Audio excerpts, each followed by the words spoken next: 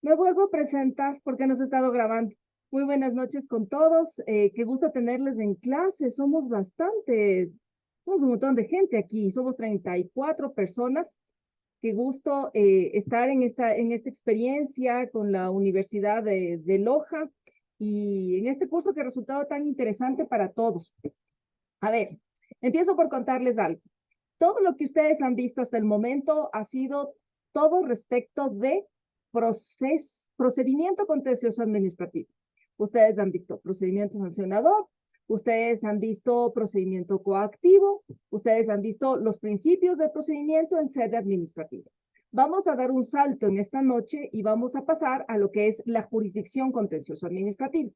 Este módulo es específicamente sobre las acciones en el proceso contencioso administrativo. Y ustedes me van a decir, ¿será ciencia? Sí, es ciencia. Es bastante complicado, sobre todo porque nuestro legislador le quiso hacer complicado. La situación no es tan complicada, pero nuestro legislador sí debería ganarse un campeonato porque nos complicó la existencia con las acciones contencioso administrativas. Entonces, eso es lo que vamos a procurar ver esta noche, acciones contencioso administrativas.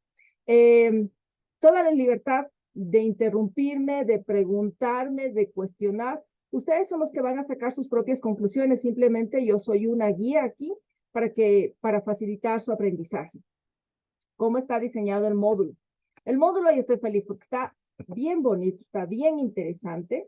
Y les voy a compartir qué es lo que yo pretendo transmitirles a ustedes. Denme un segundito, que no sé por qué no se me fue en la plantilla de presentaciones de la universidad, pero en todo caso aquí les voy a compartir lo que pretendo en estas clases con ustedes. Denme un segundo. Me descargo el archivo y les enseño cómo está diseñado el módulo y qué es lo que vamos a ver.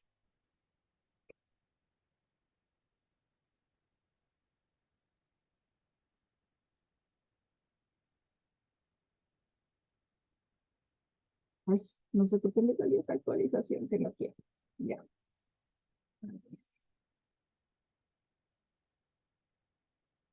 Ahora sí. No sé por qué si le pongo habilitar edición se me hace chiquito esto, pero bueno. En todo caso, si están viendo, ¿no es cierto? En este momento, lo que vamos a ver son las acciones contencioso-administrativas. ¿Cómo está diseñado el módulo? ¿Cómo quiero que ustedes vayan viendo todo esto?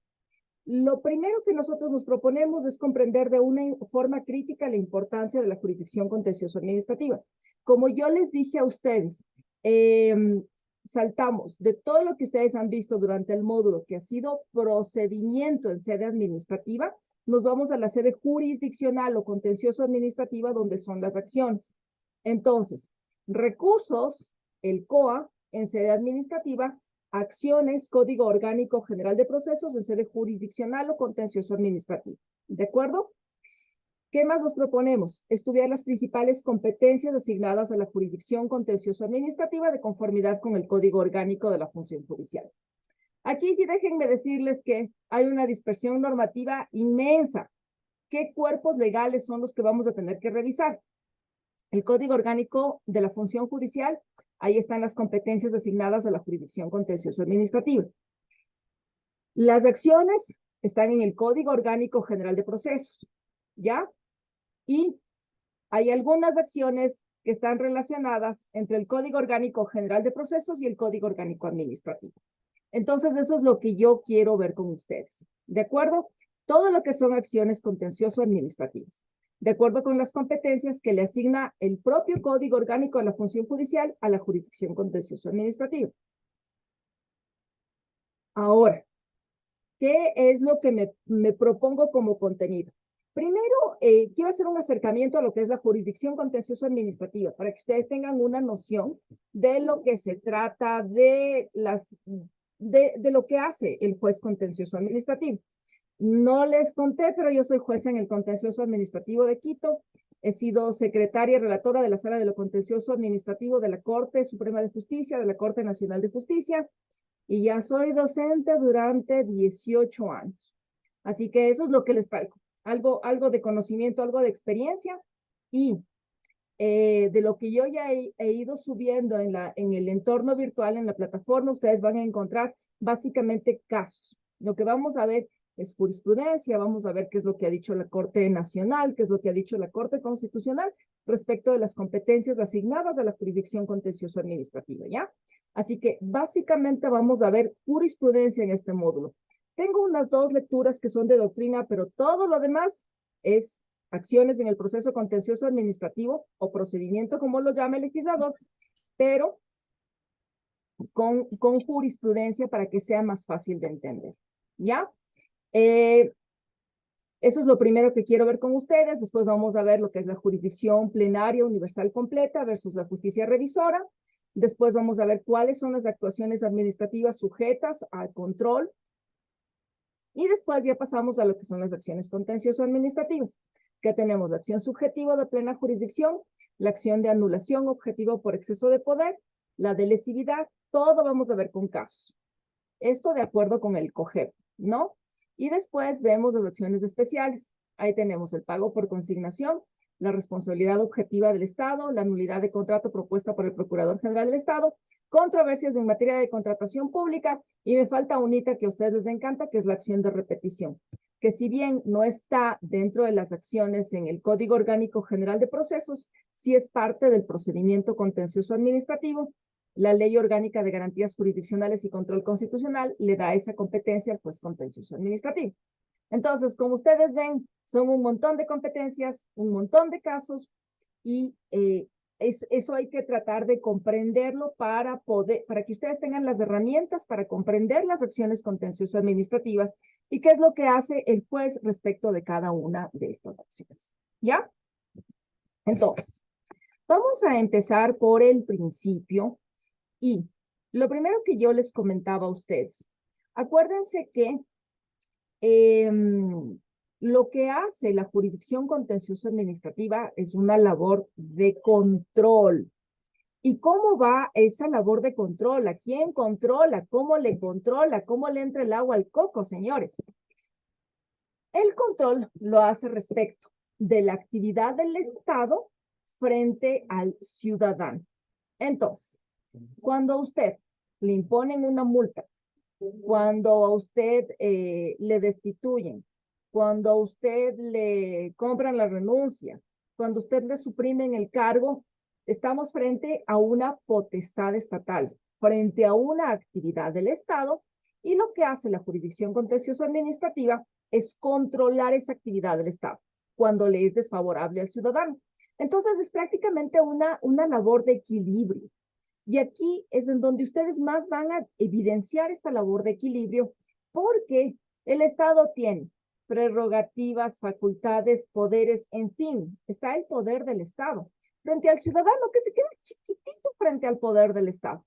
Entonces, por eso es tan importante la jurisdicción contencioso administrativa, porque tiende a equilibrar una situación jurídica que de suyo es desequilibrar, porque siempre el Estado tiene las de ganar. Por eso es que las decisiones que toma tienen la característica de que se presumen legítimas y nos imponen así las decisiones de una. Y a uno le cae el hacha nomás, ¿no es cierto, señores? Entonces, eso lo primero que hay que tener en claro. Es una labor de control, ¿ya? Para equilibrar una situación jurídica que de suyo es desequilibrada. Ahora, ¿por qué les digo es desequilibrado? Porque si ustedes se ponen a pensar en lo que es civil, estamos en igualdad de condiciones. En el derecho laboral estamos en igualdad de condiciones. Por más que el empleador tenga más ventajas, estamos en igualdad de condiciones. En el derecho mercantil estamos en igualdad de condiciones. Pero siempre que estamos frente al contencioso administrativo, usted tiene un órgano del Estado que está tomando una decisión. Entonces, usted se encuentra siempre en una situación de desventaja, cualquiera que sea. Y estas decisiones que toma el Estado interfieren en la vida de nosotros siempre. Por eso es que ustedes habrán escuchado al nuevo presidente de Argentina que dicen, vean, yo ya no quiero tanta presencia del Estado, el Estado me tiene cabezón. Porque si ustedes se ponen a pensar, el Estado siempre está en nuestras vidas. Entonces, Una de las características del derecho administrativo es su ubicuidad. Con U y B larga, ubicuidad. ¿Qué quiere decir esto? Que está presente siempre. Entonces, imagínense ustedes, tienen un hijo. Desde que nace el guagua, nos toca irnos al registro civil a inscribirlo.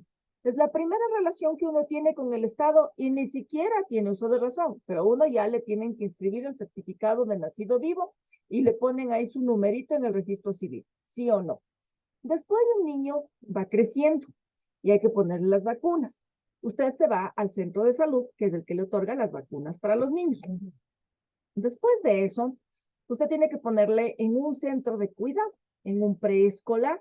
¿Quién define los costos, la infraestructura? Si usted le va a poner en uno privado, es el Estado. El Estado es el que va a hacer una labor de control sobre ese centro infantil. Va a determinar las pensiones, los rubros, los horarios, las condiciones que debe guardar ese centro de salud, ¿verdad? Ya vamos un poquito avanzando un poco más. De ahí usted le lleva a la escuela.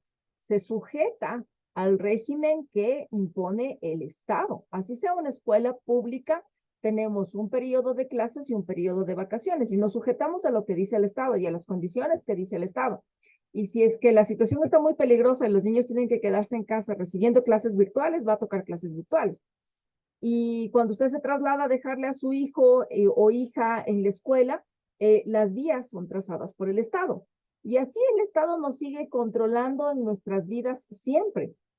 Este programa que ha ofertado la Universidad de Loja, fíjense ustedes que también está controlada por el CES, porque siempre va a verificar los programas, la malla, las horas, las condiciones, los contenidos, todo eso lo determina el Estado.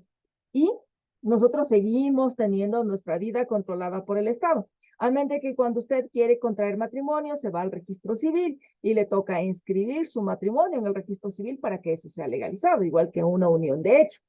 Y después así la vida continúa y después usted se relaciona con el IES, que no le paga completa su cesantía, que no le paga la jubilación, que le queda debiendo, en fin, y usted sigue teniendo de largo relación con el Estado.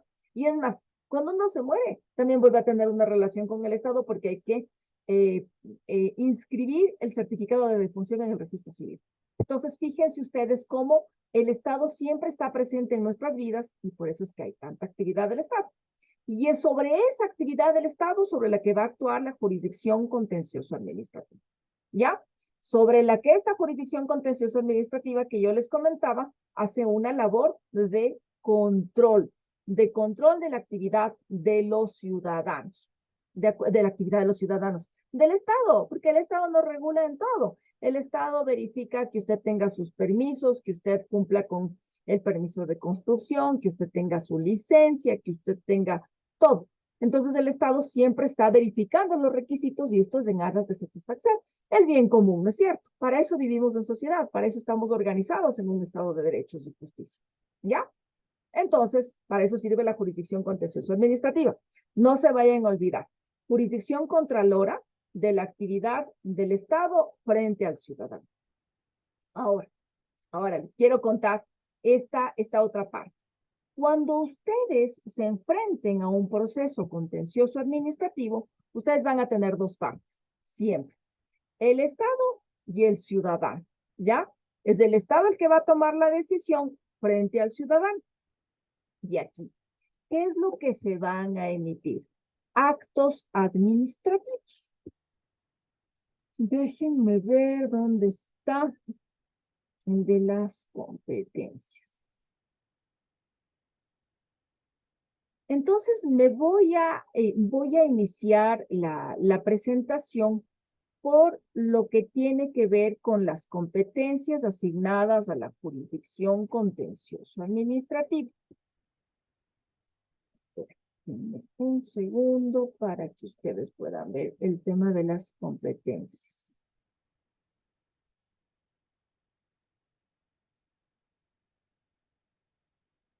Ya, aquí estoy. Artículo 217 del Código Orgánico General de Procesos. Al Código Orgánico General de Procesos, no. Código Orgánico de la Función Judicial. ¿Ya? No me veo tan bien, pero ahí ya me veo bien. Qué raro, la luz está media rara aquí. Pero bueno, aquí tengo el tema de las competencias asignadas a la jurisdicción contencioso administrativa que se encuentran en el artículo 217.1. Fabián Silva, sí me escucha bien, que estoy viéndome con la imagen media rara. Sí, doctora, un gusto saludarle. Buenas noches, sí la escucho bien. ¿Sí se escucha bien? Ya, gracias. Soy solamente yo la que me estoy viendo media rara aquí. A ver, entonces, aquí voy. Fíjense ustedes, ¿a quién le puedo pedir? Freddy, ¿me puede usted ayudar con la lectura del 217.1? Claro que sí. Buenas noches. Buenas noches. Conocer y resolver las controversias que se suscitaren entre la administración pública y los particulares por violación de las normas legales o de derechos individuales, ya en actos normativos inferiores a la ley, ya en actos o hechos administrativos, siempre que tales actos o hechos no tuvieran carácter tributario. Listo. Entonces, fíjense ustedes aquí. Nos da competencia a la jurisdicción contencioso administrativa para conocer actos administrativos siempre que hayan problemas entre la administración pública y los particulares por violación de normas legales o de derechos individuales. Y le dice, en actos o hechos administrativos, siempre y cuando no sean tributarios. Y yo siempre me pregunto, ¿dónde habrá un hecho tributario? En todo caso, lo que me interesa a mí es el tema de actos o hechos administrativos. Entonces, ¿qué son los actos administrativos? Los actos administrativos son las declaraciones de voluntad, de juicio, de conocimiento de la administración, que generan efectos jurídicos en la esfera de los ciudadanos. Está súper fácil, ¿no es cierto? Ya les hablé en chino. A ver, ¿qué es el acto administrativo? Es la declaración de voluntad de la administración. Eso es el acto administrativo. No sé por qué me veo que se me mueve tanto la luz con esta cosa. Le apago y le prendo de nuevo. Creo que ahí ya me veo bien. Ya. Entonces, los actos administrativos son las declaraciones de voluntad de la administración, porque si le tenemos al Estado, de alguna forma tiene el Estado que manifestarse y se manifiesta a través de actos administrativos, que es su expresión de voluntad. El acto administrativo sale de la cabeza de quien administra, ¿sí? Entonces, quien administra se le ocurrió eh, ponerle una sanción porque usted no tiene su permiso en su local de comida. La administración a ver, ¿qué más? Le niega un permiso porque le dice que no tiene los requisitos. Entonces, ¿eso sale de dónde? De la cabeza, del intelecto de quien administra. Entonces, el acto administrativo es una declaración intelectual de voluntad, de juicio, de conocimiento. Y lo importante aquí es que me genera un efecto jurídico, para bien o para mal. Si es que me genera un efecto jurídico para bien, yo quedo recontra agradecida con el Estado y le digo que es el mejor administrador que he conocido. Pero si es que no, si es que yo siento que me afecta, si es que yo pensé que sí tenía derecho a ese permiso, a esa licencia, a ese nombramiento, a ese acto administrativo que me está creando un derecho favorable, entonces lo voy a impugnar, ¿ya? Si es que es favorable, no voy a molestar a nadie. Pero si me es desfavorable, ahí es cuando se ejerce el derecho de impugnación que tenemos los administrados. ¿De acuerdo? Entonces, acto administrativo, declaración de voluntad, de juicio de conocimiento que genera efecto jurídico en la esfera del ciudadano, sea para bien o sea para mal. Lo importante es que el acto administrativo genere un efecto jurídico, ¿ya? Si es que no le genera un efecto jurídico, entonces ha de ser un acto de simple administración, interno de la administración. Entonces, piensen ustedes, para pensar en una impugnación, para poder entrar a la primera acción que tenemos en el contencioso administrativo, yo lo primero que les pido que piensen es qué efecto jurídico les ocasiona ese acto. Entonces, me negaron el permiso. ¿Me genera un efecto jurídico? Sí, porque yo quería ese permiso. En la última época del gobierno anterior estaba de moda esto de que no les estaban dando los permisos ambientales, ¿no es cierto? Entonces eran permisos ambientales para las mineras, para las petroleras. Ellos se sentirían afectados, claro, pues porque no les estaban dando los permisos y según ellos estaban cumpliendo los requisitos. Entonces, cuando yo siento esa afectación, es cuando yo puedo impugnar. Respecto de un acto administrativo, siempre piensen ustedes cuál es el efecto jurídico que ustedes reciben respecto de esa declaración de voluntad, de juicio, de conocimiento de la administración. ¿Ya? ¿Hasta ahí estamos? ¿No hay preguntas? Preguntarán porque verán, después ya entro la parte de las acciones y ahí sí, empezamos a tener problemas. Julio, ¿me permiten llamarles por el nombre? A mí también, díganme nomás María del Carmen, estamos entre colegas. Julio, dígame. Doctora, buenas noches. Simplemente estaba diciendo que todo ok con la manito. No levantaba la mano, era de ok la mano. Ah, ya. Disculpe, Está no bien. le ve bien. Pero bueno, qué bueno escucharle en todo caso. ¿Ya? Así que me interrumpen nomás es que no entienden alguna parte o voy muy rápido, porque solo tengo una semana. Entonces me estresa porque creo que hay que darles muchas cosas en una sola semana. En todo caso, a ver, ¿cómo hago yo para impugnar esta declaración de voluntad, de juicio, de conocimiento? Tengo una acción que se llama la acción subjetiva o de plena jurisdicción, ¿ya? Esto está en el COGEP. Entonces, para el acto administrativo, para esta declaración de voluntad, de juicio de conocimiento, que me genera un efecto jurídico directo, entonces tengo la acción subjetiva de plena jurisdicción. La más común de las acciones es la acción subjetiva, porque es la más común de las actuaciones, al menos en el Ecuador, el acto administrativo. Es lo más común que tenemos. Ahí es cuando nos llegan el permiso, no nos dan la licencia, nos imponen una multa, nos destituyen, nos suprimen la partida, en fin, actos desfavorables hay por montones. Entonces, es la forma más común de expresión de voluntad de la administración. ¿De acuerdo? Denme un...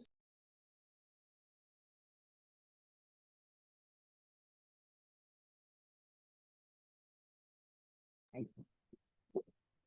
Ahora, tengo también otra actividad que yo les estaba compartiendo acá, que eran los hechos administrativos, ¿ya?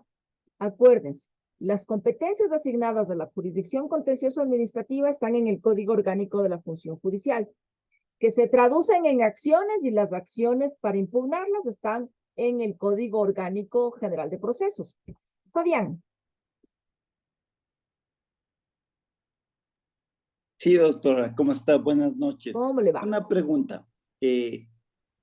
Ustedes tienen competencia de conocer actos administrativos y hechos, pero en la práctica, no sé si me equivoqué, creo que hay muy pocos casos contados a nivel nacional en los que se plantea ante el contencioso un tema por un hecho administrativo, ¿o estoy mal? Justo de eso les iba a hablar.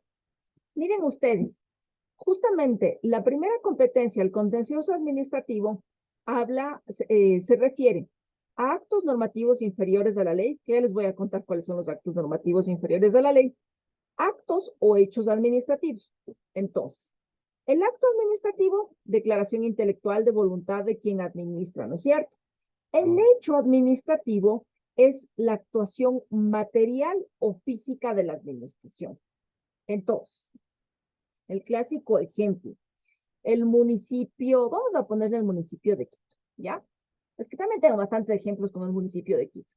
Entonces, el municipio de Quito, usted estaba construyendo sin permiso o más allá del permiso que le dieron. Entonces, el municipio, después de la inspección que realiza, después de abrirle el procedimiento sancionador, todo con debido proceso, todo bien bonito, le va a imponer una multa. ¿No es cierto?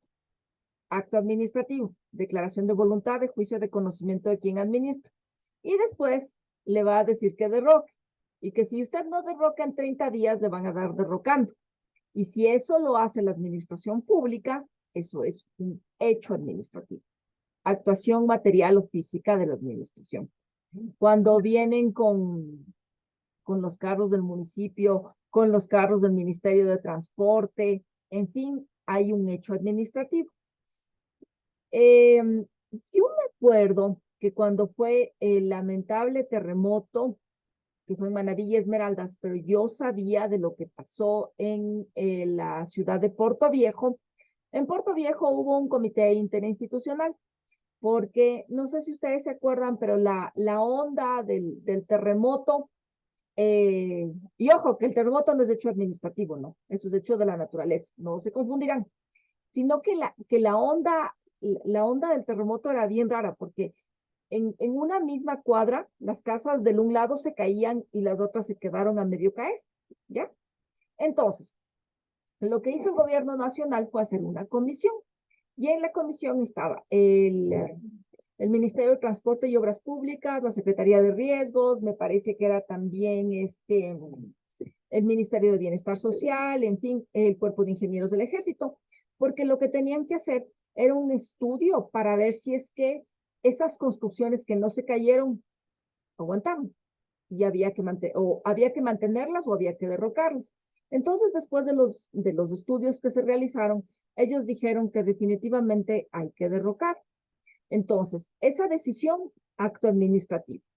Y les dijeron a los propietarios de sus bienes, verá, hasta tal fecha, usted saca sus cositas de adentro de la vivienda, del edificio, del local, lo que usted tenga, porque pasada esa fecha nosotros vamos a derrocar. Y de hecho entraron con maquinaria del Ministerio de Transporte y Obras Públicas y del Cuerpo de Ingenieros del Ejército para poder derrocar, porque ya esas viviendas constituían un peligro para la ciudad. O sea, si bien no se habían caído con el terremoto, pero se quedaron, por decirlo de alguna manera, a medio caer. Entonces ya era una estructura que iba a resultar un peligro para la ciudad, y por eso se dio este hecho administrativo. Actuación material o física de la administración. ¿De acuerdo? Entonces, el acto administrativo sale del intelecto, ¿ya? El hecho administrativo es una actuación material o física de la administración. No se olviden del ejemplo que yo les pongo del terremoto, porque ahí lo que hizo el gobierno nacional en ese momento fue simplemente ordenar que, ahí César está que se lee, ya, ordenar que se proceda al derrocamiento.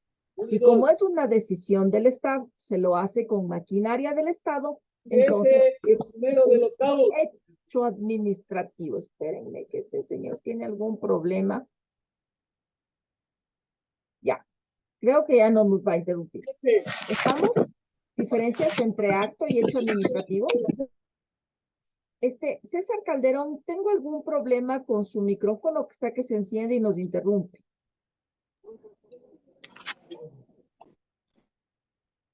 Ya. Uy.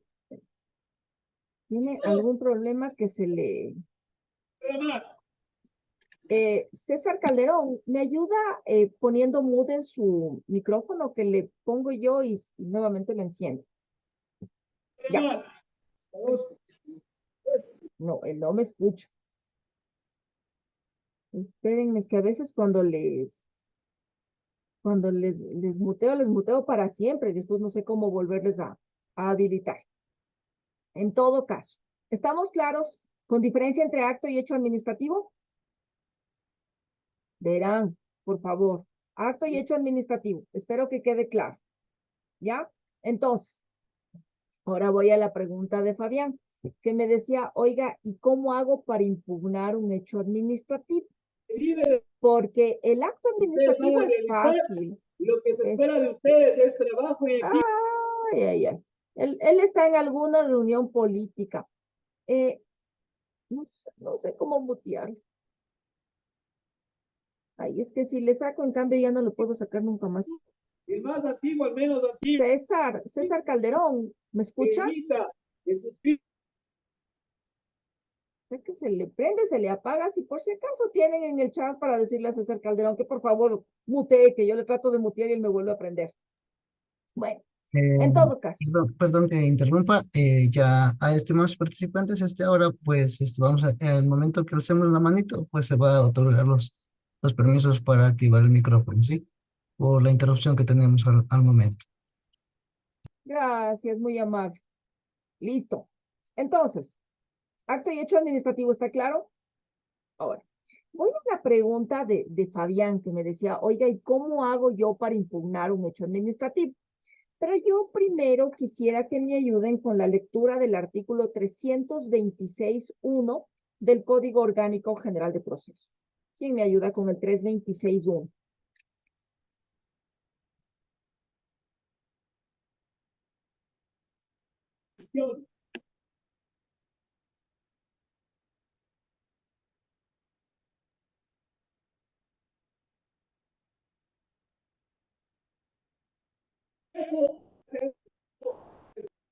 Gabriela Yo, Cabrera, muchas doctora. gracias. Ay, Fabián, después de dar la palabra a Fabián, porque ya me puso aquí, primero alzó la mano Gabriela. Gabriela, dígame. A ver, ayúdeme con el 326.1. Ahora, en cambio, no le escucho.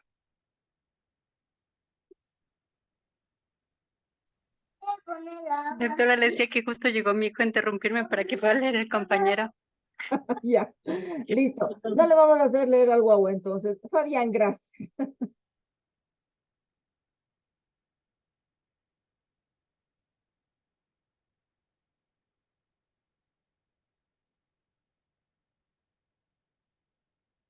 Fabián Silva está con el micrófono apagado. Doctora, ¿puedo leer yo? Ya, ya. ahí sí, doctor, ya. Artículo 326, numeral 1. La de plena jurisdicción o subjetiva que ampara un derecho subjetivo de la o del accionante, presuntamente negado, desconocido o no reconocido, total o parcialmente, por hechos o actos administrativos que produzcan efectos jurídicos directos. Procede también esta acción contra actos normativos que lesionan derechos subjetivos. Gracias, Fabián. Entonces, fíjense ustedes, tenemos el 217.1, ¿no es cierto? Competencias asignadas de la jurisdicción contencioso administrativa, actos y hechos administrativos. Entonces le dice, eso es competencia de la jurisdicción contencioso administrativa. ¿Y cómo hacemos para impugnarle? Para impugnar actos y hechos administrativos, tenemos la acción subjetiva o de plena jurisdicción. ¿De acuerdo? Para actos y hechos administrativos. Enrique, ¿quería hacer alguna pregunta o es que se quedó su mano levantada por la lectura del artículo? Enrique Solá o Sola, ¿se quedó su mano levantada nada más?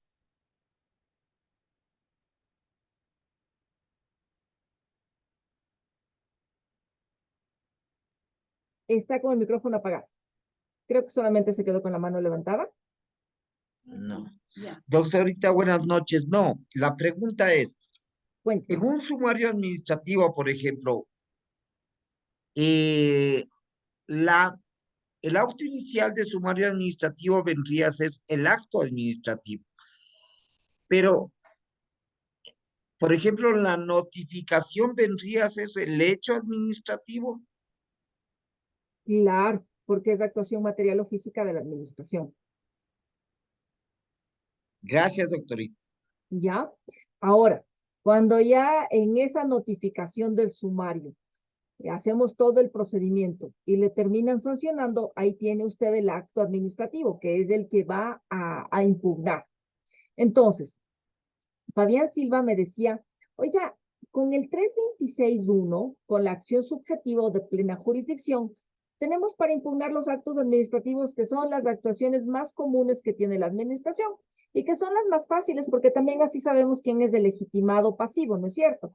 Porque si la sanción la imponen a María del Carmen Jacome, entonces usted sabe que es ella la que va a proponer la demanda. Entonces, esa parte es facilita, porque el acto administrativo siempre viene con nombre y apellido. Es lo que siempre les digo a ustedes. Verán ahí, siempre ese acto administrativo tiene un destinatario con nombre y apellido, que es al que le quitan el permiso, al que le niegan la licencia, al que le revocan la licencia de construcción, al que le imponen la multa, en fin, viene con nombre y apellido. Entonces ahí es fácil impugnar porque usted sabe quién tiene la legitimación activa ahí, contra quién fue ese acto administrativo. Ahora, en el hecho administrativo, ¿cómo le impugno, señores? Porque a la larga es una actuación material o física de la administración. Entonces voy al ejemplo de lo que les contaba del terremoto en Manabí y Esmeraldas, lo que pasó en Puerto Viejo. Yo impugno esa situación. Sí, pero ¿cómo le hago? Porque solamente llego y digo que el día 4 de diciembre del 2016 llegaron los del Cuerpo de Ingenieros del Ejército y derrocaron mi vivienda, y eso es lo que impugno. Entonces, ahí más que nada tenemos una dificultad al momento de impugnar, porque, o sea, usted está contando lo que sucedió, una actuación material o física de la administración, entró la maquinaria del municipio, entonces, eso en efecto, o sea, el problema ahí es el efecto práctico para impugnar. Y además de que nuestro juez contencioso administrativo y nosotros mismos en nuestra sociedad estamos muy habituados a tener un acto administrativo. Y yo siempre les molesto y digo que sí, que el acto administrativo nosotros queremos verle, abrazarle, sentirle, tenerle físicamente. Cuando no tenemos el acto administrativo empezamos a tambalear todos. Jueces, ciudadanos, de administración, todos nos hacemos un problema. Entonces, por efecto práctico, generalmente nadie le impugna un hecho administrativo. La doctrina lo que le recomienda y le dice, vea, no se haga tanto lío y más bien ese hecho administrativo tradúzcalo en un acto. ¿Y cómo hago yo para traducirlo en un acto? Y aquí voy con la siguiente parte del hecho administrativo. Si ustedes revisan el Código Orgánico Administrativo, el Código Orgánico Administrativo le establece una forma de impugnación de los hechos administrativos que es a través de una reclamación administrativa. Y déjenme, abro mi Código Orgánico Administrativo para indicarles dónde está lo de la reclamación administrativa.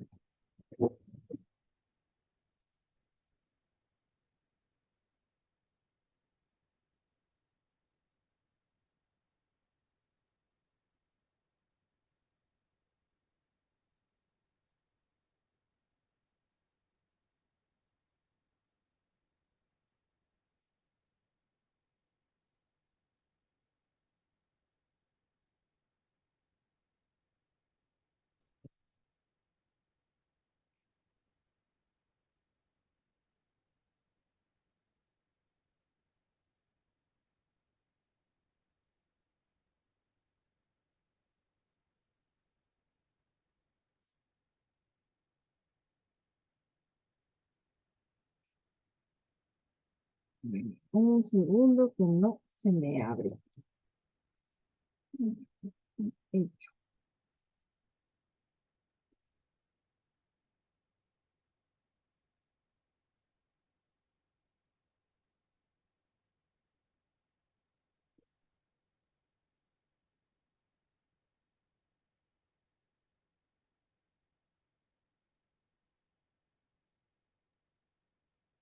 A ver, y aquí yo les voy a contar una cuestión para que ustedes puedan ver cómo ha funcionado el tema del hecho administrativo.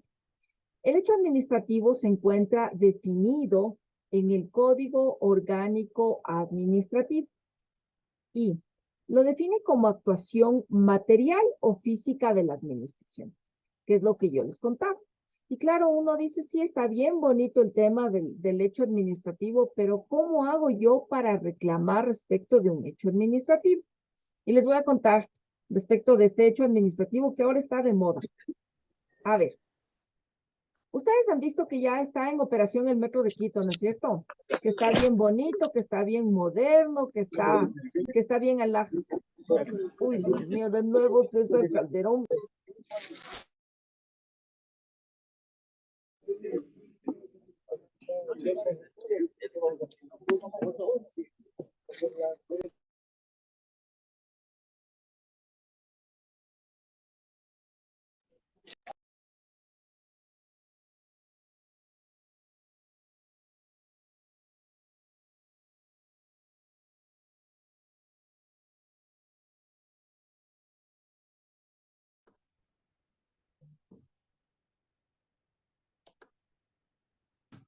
No tiene habilitado su micrófono, doctora.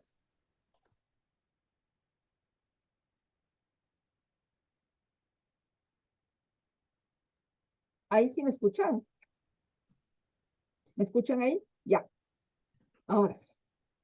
Ahora sí. A ver. Entonces, es que hasta se me olvidan los ejemplos del rato que me ponen, que empiezan a encender los micrófonos. A ver, entonces el ejemplo bien bonito que yo les quería poner, de hecho administrativo, es el siguiente. Ustedes están viendo que el Metro de Quito está funcionando y más allá de hacer una propaganda al municipio de Quito y de que vengan a visitar a la franciscana ciudad de Quito para conocer el metro, que yo tampoco todavía no conozco, pero dicen que está bien bonito. Verán, en medio de todo lo bonito pasó un hecho administrativo que les voy a contar. Verán, el metro de Quito, ustedes como ustedes saben, la ciudad capital es una ciudad alargada. Entonces, se supondría que debería solucionar el problema del tráfico en Quito. Entonces, ¿dónde era? Yo me acuerdo dónde se escuchaba que había más conflicto en el momento en el que entraron estas tuneladoras gigantescas, que creo que todos los vimos por la tele, para acabar la parte subterránea del metro. Me acuerdo que decían los entendidos que en donde más peligro había, y dicen que está muy bonito, es en la parada de San Francisco, porque está el centro histórico de Quito y todo lo demás. Entonces dicen que después de que pasaron eso, se movieron las piedras y todo lo demás, pero que todo fue puesto en su sitio y todo quedó igual y el centro de Quito no recibió ninguna afectación. Y aquí, para que ustedes, aunque usted no lo crea, la zona de Quito que recibió afectación por esas tuneladoras gigantescas fue la zona de Solanda, que es en el sur de Quito. Entonces, resulta que entra esta tuneladora gigantesca, esta rueda enorme que vimos que entraba por el subsuelo, y empiezan los vecinos de Solanda a decir que sus casas se están agrietando, que sus casas se están hundiendo. Y empiezan a haber problemas estructurales en las viviendas, en los locales de mucha gente en el sur de Quito, y había sido por el paso de la tuneladora, ¿ya? Ahora, este es un asentamiento urbano legal desde hace más de 50 años en Quito. Entonces, no es que me vengan a decir que esto era invasión y que era culpa de ellos. No, eso tenía permisos. Lo que sí dicen es que el terreno era fangoso, que no les debieron dar permiso, pero ese barrio tiene años en la ciudad de Quito, así que no vengan a echarles la culpa a los ciudadanos. El tema es que dijeron, ahora, ¿cómo hacemos nosotros para impugnar esta situación? Porque esta tuneladora que movió la tierra y que causó tanto problema, estaba afectando a sus viviendas, casas en las que no se puede vivir, locales comerciales que ya no se pueden arrendar, en fin, o sea, una pérdida económica muy grande. Entonces, ahí aplicaron el artículo 127 del Código Orgánico Administrativo. ¿Ya? El artículo 127, ¿quién me ayuda con el 127 del COA?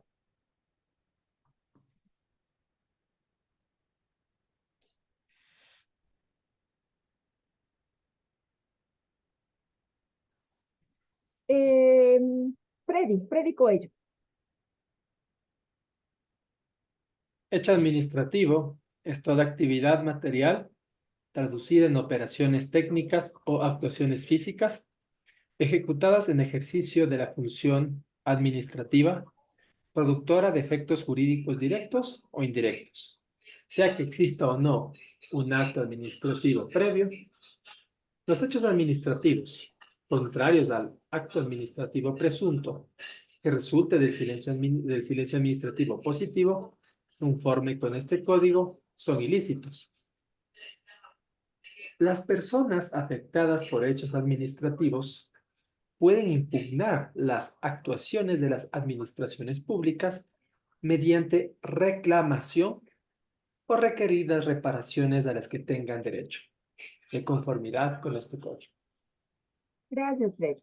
Entonces, los vecinos de Solanda aplicaron este último inciso, que prescribe que las personas afectadas por un hecho administrativo pueden presentar una reclamación.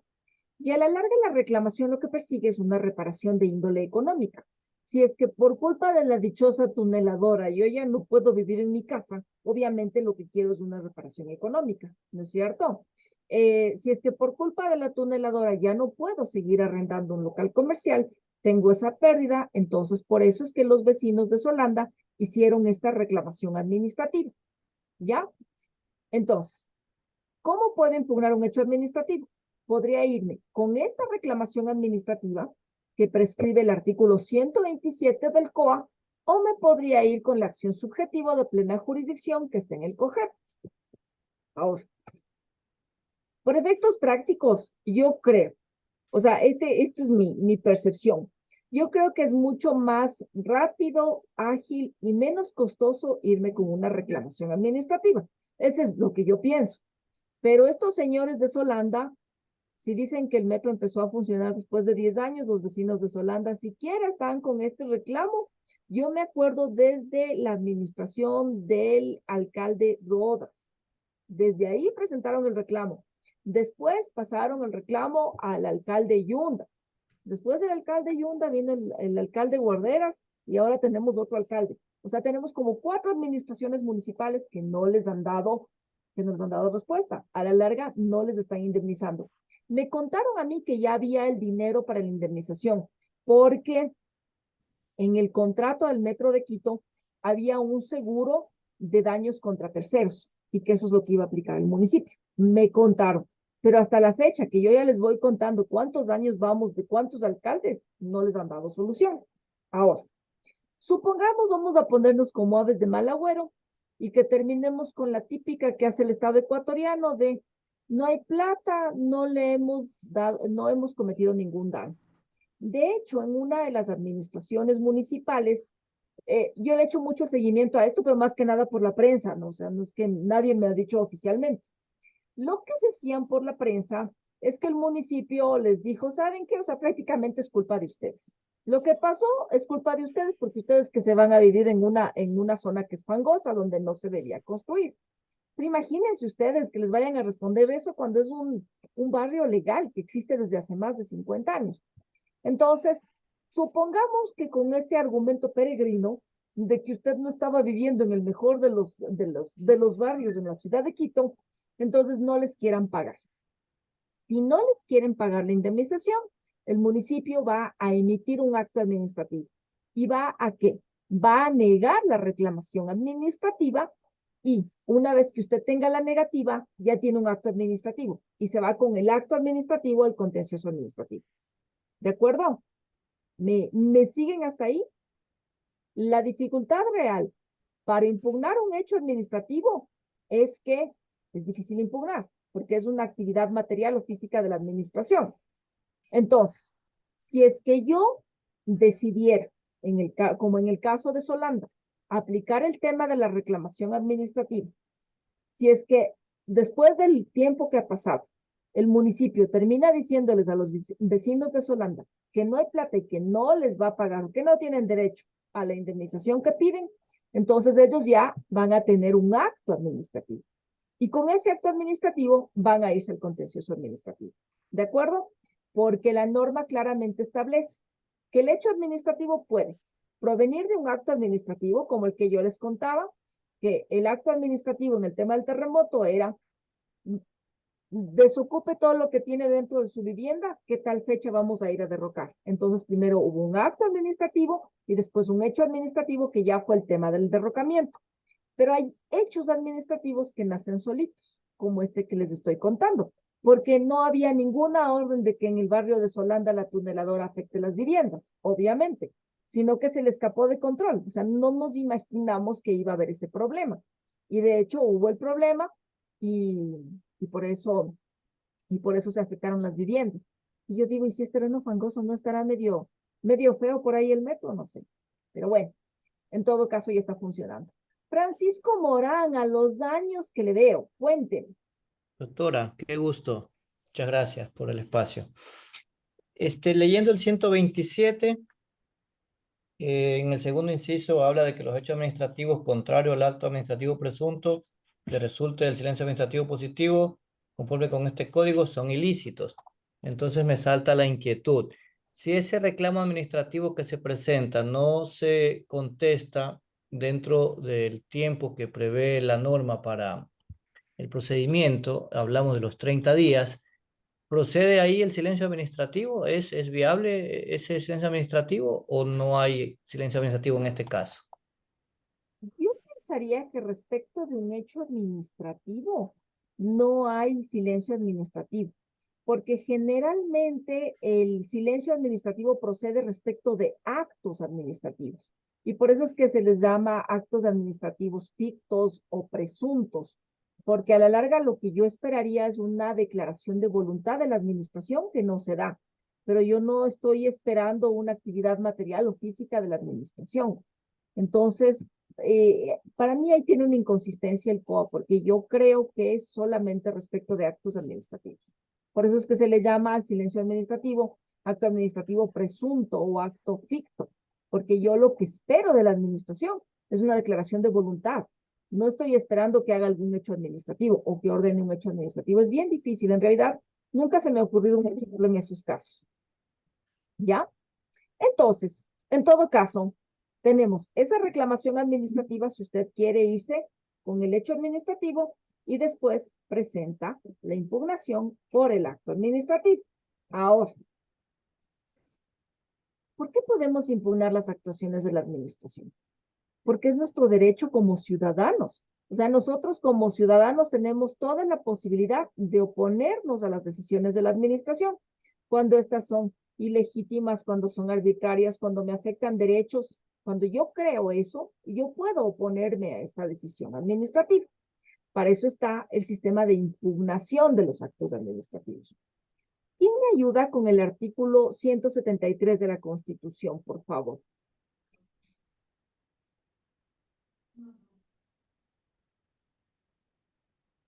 Freddy, tiene por ahí. Sí, la tengo aquí en la Constitución. Esto debe ser sobre las impugnaciones, sí.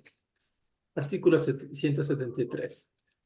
Los actos administrativos de cualquier autoridad del Estado podrán ser impugnados, tanto en la vía administrativa como ante los correspondientes órganos de la función judicial.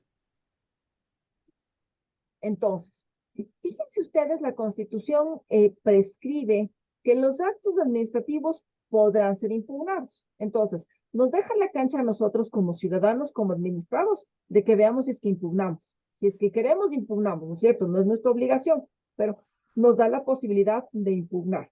Y nos da dos vías. Nos da la vía del COA, procedimiento administrativo, lo que ustedes han venido viendo. Podemos impugnar a través de un recurso de apelación, de un recurso de revisión, en fin, para eso tengo yo el COA, si es que quiero hacer eso, o irme directamente al contencioso administrativo a través del COGEP. Ojo, que yo no tengo que agotar la vía administrativa para irme al contencioso. Esto es muy importante, no estoy diciendo que tienen que agotar la vía administrativa. Ojo, usted decide a dónde se va. Y en el caso de los hechos administrativos, desde en el que yo le digo, yo creo que sería más fácil una reclamación administrativa. En el caso de los actos administrativos, en cambio, yo creo que siempre es mejor irse al contencioso, me parece a mí. En muy pocas instituciones del Estado funciona bien la sede administrativa, pero por lo mismo, yo le sugeriría irse al contencioso administrativo a través de la impugnación de actos administrativos. ¿Ya? Entonces, tengo la Constitución que establece que puedo impugnar actos administrativos. Y ojo aquí. A mí me hubiera gustado, sinceramente, que el legislador le ponga actuaciones administrativas, porque con eso nosotros ya entendíamos que son actos, hechos, contratos. Toda actividad del Estado puede ser impugnada. Pero Esto de que hable de acto administrativo es característico de muchas legislaciones y se le interpreta en sentido lato. Entonces no vamos a decir, solamente se pueden impugnar actos administrativos y ya no podemos impugnar contratos. No, podemos impugnar toda la actividad de la administración. Y ustedes siempre vayan al Código Orgánico Administrativo, porque ahí les dice a ustedes que las formas principales de expresión de la voluntad de la administración son el acto administrativo, el hecho administrativo, el contrato administrativo y el acto normativo de carácter administrativo, ¿ya? Entonces, esas son las principales formas de actuación y todas son impugnables, porque el artículo 173 me da un paraguas súper amplio para que yo pueda impugnar todas las actuaciones de la administración. Entonces, no vayan a decir ustedes, no puedo impugnar un contrato porque la Constitución no lo dice. No, sí puedo impugnar.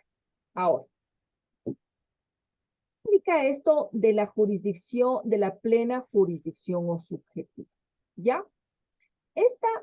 Vean, lo primero que tengo que comentarles es que en el mundo moderno del derecho administrativo hay una sola acción, una sola vía de entrada al contencioso administrativo, es un recurso contencioso administrativo y se acaba y no hay problema y usted tiene el recurso contencioso administrativo para hechos administrativos, recurso contencioso administrativo para actos administrativos y no le dividen ya en acción subjetiva. O sea, ya no hay una denominación de la acción, sino que es un solo recurso de entrada al contencioso administrativo.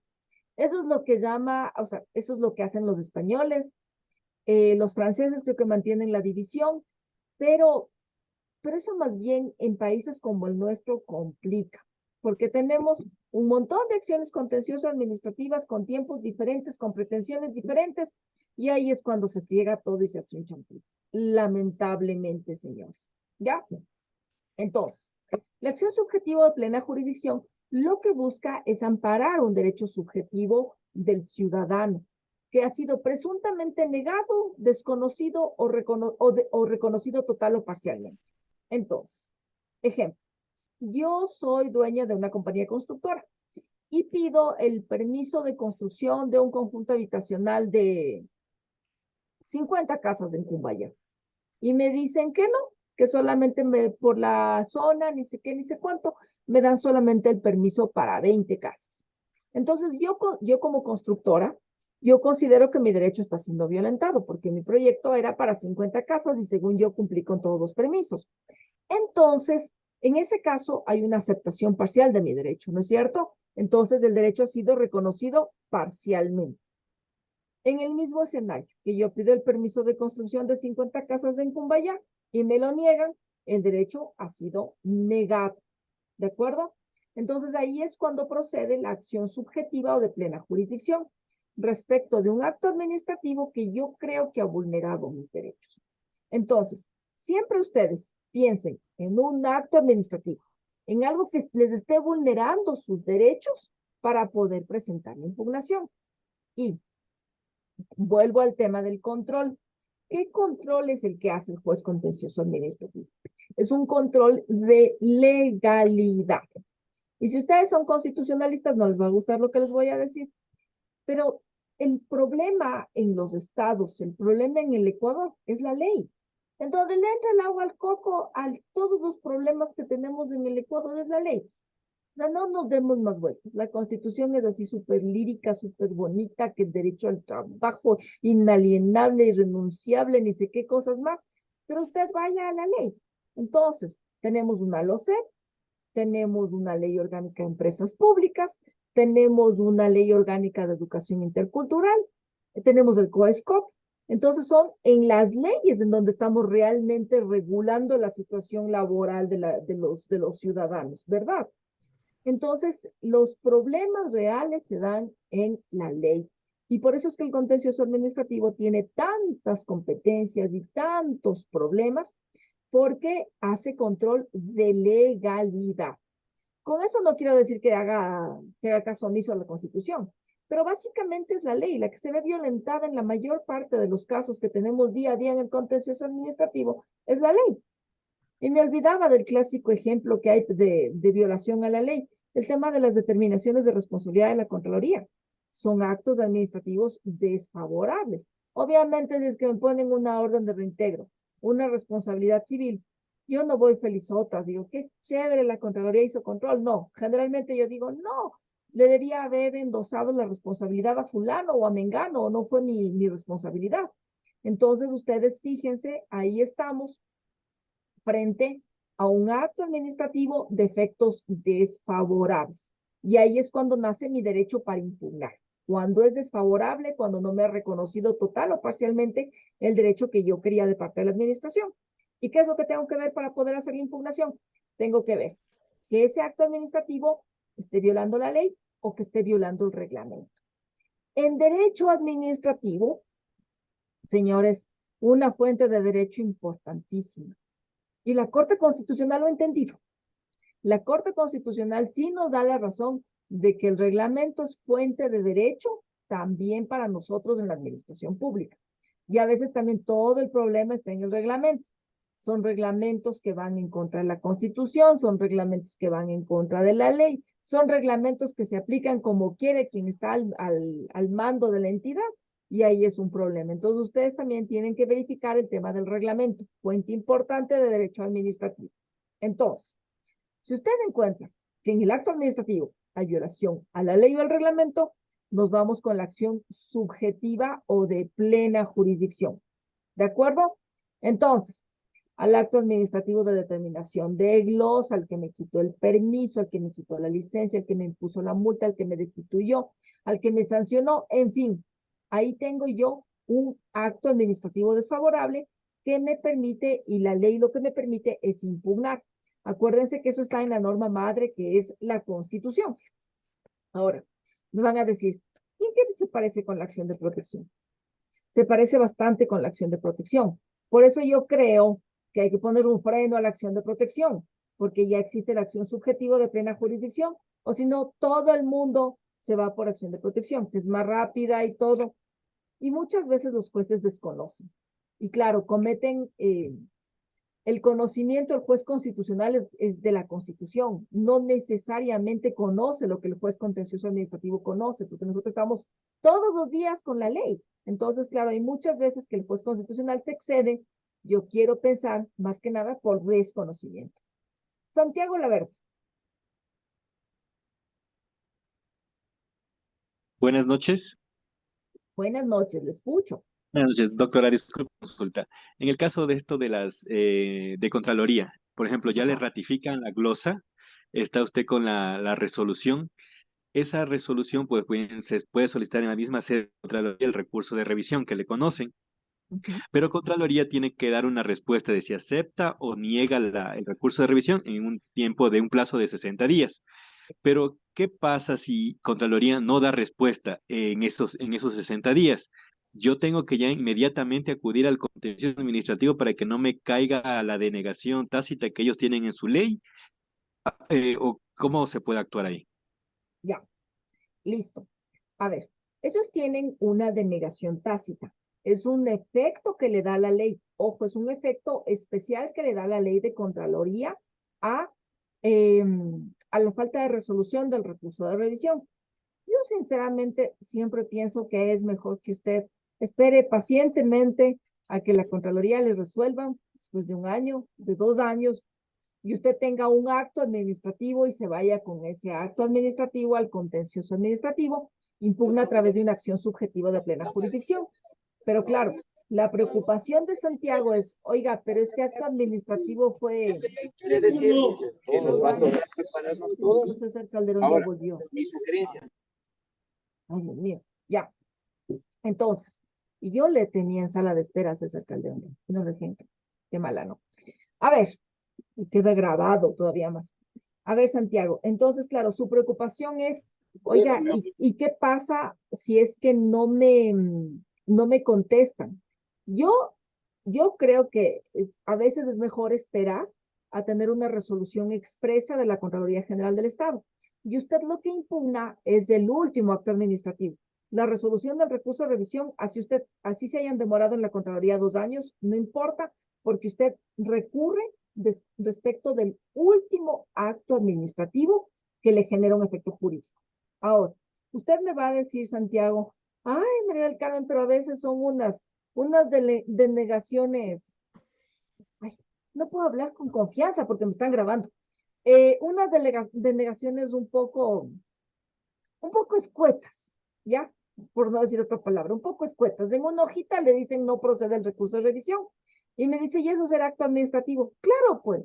Le están diciendo, ¿sabes qué? Tu recurso de revisión interpuesto en tal fecha respecto de tal resolución no procede porque no cumple con los requisitos. Siempre tuyo, el director de responsabilidades de la Contraloría o el director de recursos de revisión de la Contraloría. Se acabó.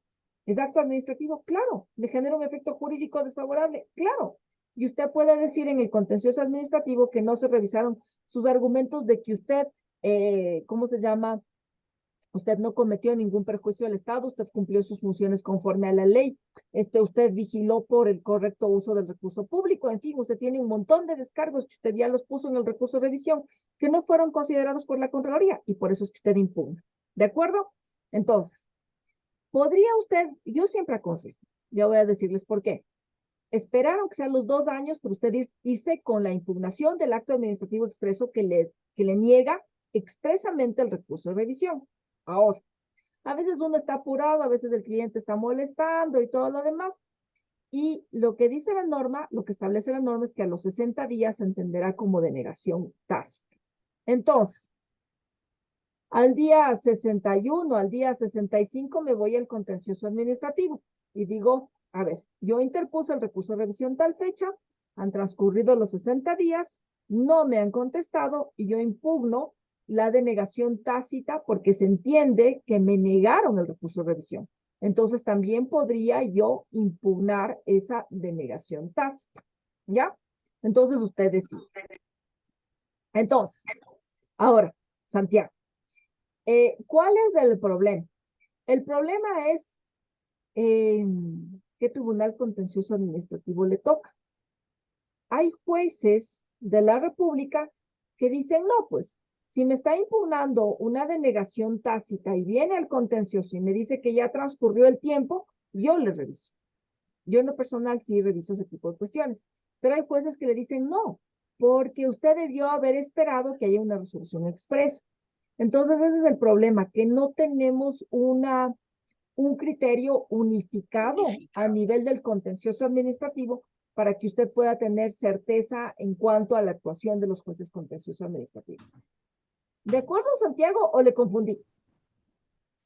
No, muy bien, quedó todo súper claro, doctora. Muchas gracias. ¿Ya? Entonces, ahora sí, Santiago, ¿cómo le hacemos para contar el tiempo? Porque aquí me voy al 306 del Código Orgánico General de Proceso. ¿Ya?